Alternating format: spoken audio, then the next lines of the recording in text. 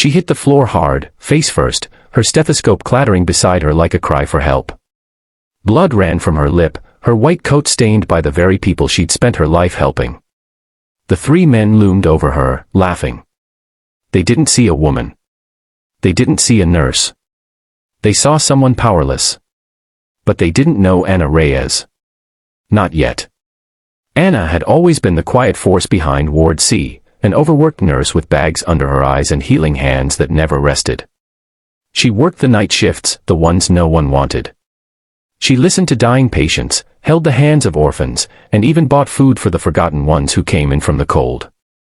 But that night, it was supposed to be just another shift.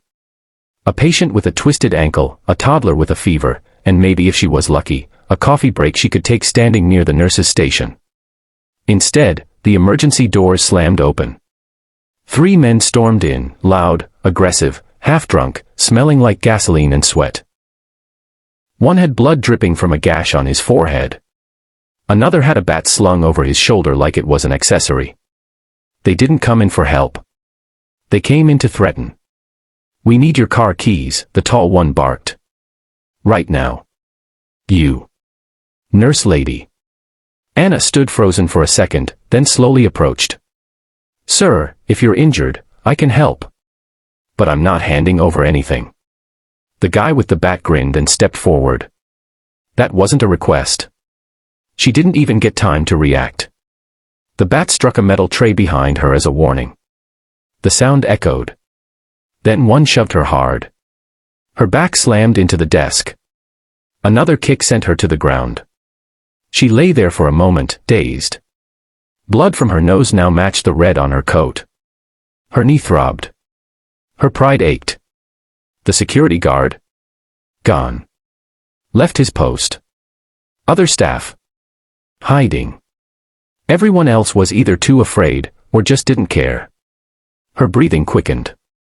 Then her eyes found something under a tipped-over chair. Its leg, snapped in two during the struggle. She crawled. She grabbed it. Then Anna Reyes stood. "You think a nurse doesn't fight?" she growled, shocking even herself. One of the thugs laughed. "You're crazy." "No," she said, tightening her grip. "I'm tired." They lunged. She swung. The chair leg cracked across the first one's ribs. He screamed and dropped. Another tried to tackle her, but she ducked, spun, and jabbed the wood into his thigh. The last one hesitated, just enough for her to slam the broken edge into his stomach, driving him into a medical cart. Then her eyes found something under a tipped-over chair, its leg, snapped in two during the struggle. She crawled. She grabbed it. Then Anna Reyes stood. "You think a nurse doesn't fight?" she growled, shocking even herself.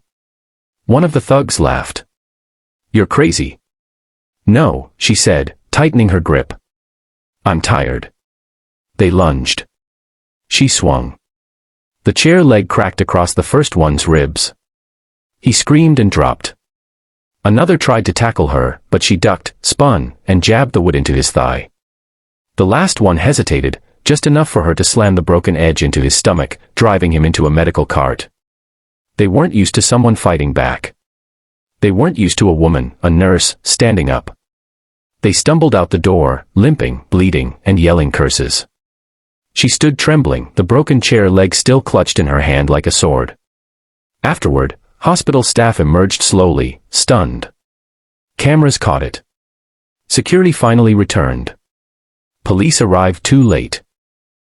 But by then, everyone already knew what happened. Anna didn't speak much about it. She didn't want praise. But inside, everything changed.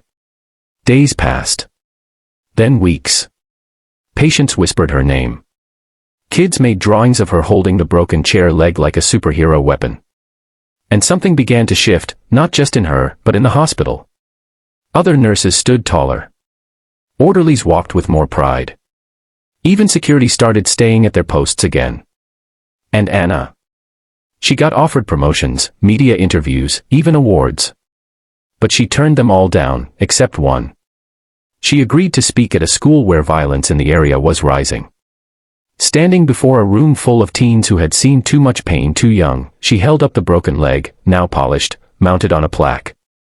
This, she said, her voice strong. This isn't about violence. This is about knowing when to stand.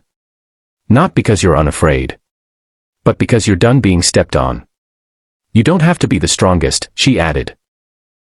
You just have to stand once when everyone expects you to stay down.